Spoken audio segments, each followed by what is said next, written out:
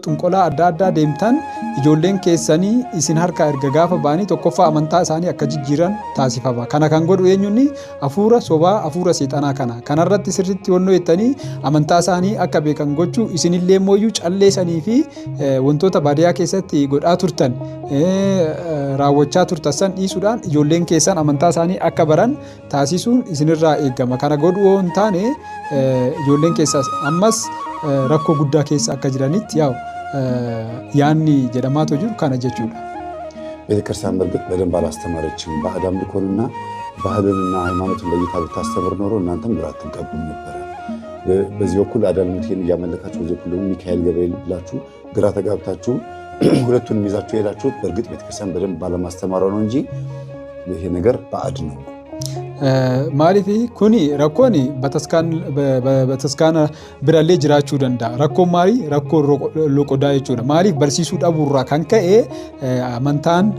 amantaa fi baada amilkoo kana barsiisuu dhabuurraa kan ka'e uummanni keenya uummanni baadiyyaa keessa jiru waaqas asiin immooyyuu hojii seexanaa wal bira qabuudhaan badaniitoo jiru. Dhaloonni badee jira. Dhaloonni amma badee jira. Dhaloonni kun immoo gaafa achii ba'ee seexanni sobuudhaan immoo amantaa isaa jijjiirsisa. Amantaa ortodoksii keessa gaafa jiru akka waan ortodoksiin amantaan ortodoksii akka seexanatti amanu, akka calleetti amanu, akka adaalmootiitti xoqaaritti amanu taasifamee fudhatama. Sun dogongora beekumsa dhabuurraa kan ka'e sirriidha. Bataskaanni afaan isaaniitiin osoo barsiiftee jiraatte, bataskaanni loqoda isaan danda'aniin osoo barsiiftee jiraatte waan baay'ee hubatu.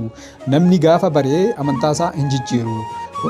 Kana waan ta'eef rakkinni jiraachuu ni mala. Garuu ammallee amantaa beekuudhaaf karaa adda addaatiin amantaa ofii beekanii amantaa ofii irratti ijjatanii jiraachuun barbaachisaadha. Seexana garuu hojii seexanaa fi seexanatti amanuu waan adda addaa wantoota godhaman eker dubbistuu wantoota jedhaman hin jira. Fakkeenyaaf baadiyyaa keessatti wantoonni garaagaraa wanti raawwatamu warra ayyaanaa jedhamee kun hunduuyyuu hojii seexanaati. Wanti akkas jedhamu tokkollee hin jiru. Warra ayyaanaa warra maalii jedhamee dhuunfaadhaan ofitti amansiisan kunniin hunduu hojii seexanaati. Isa kana dhiisuudhaan bataskaanatti amanuudhaan bataskaana duuka bu'uudhaan hafuura sobaa fi hafuura dhugaa adda baafachuudhaan waaqa duukaa bu'uun isa kana nu baasa. Barri bara gabaabaa nu hafee jedhamaa jira.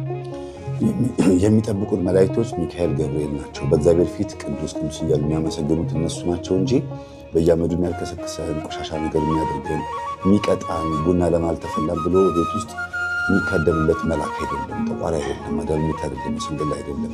እነዚህ ጠባቂ መላእክት አይደሉም። ሰይጣን እንደሆነ ደግሞ ልባችሁም ያውቀዋል።